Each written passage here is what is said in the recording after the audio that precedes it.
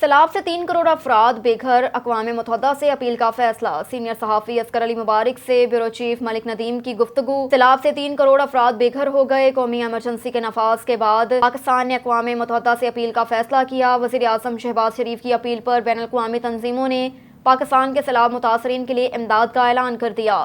بین الاقوامی تنظیمیں اور مالی اداروں نے $50 کروڑ سے زائد فوری امداد کا اعلان کیا۔ وزیر اعظم شہباز شریف کا اس حوالے سے کہنا تھا کہ بین الاقوامی اداروں تنظیموں کی مشکل میں پھنسے پاکستانیوں کی مدد کا خیر مقدم کرتا ہوں۔ حکومت سیلاب متاثرین کے فوری ریسکیو اور بحالی کے لیے تمام وسائل بروئے کار لا رہی ہے۔ حکومت نے مشکل معاشی صورتحال میں ہونے کے باوجود فیلڈ ریلیف کیش پروگرام شروع کیا۔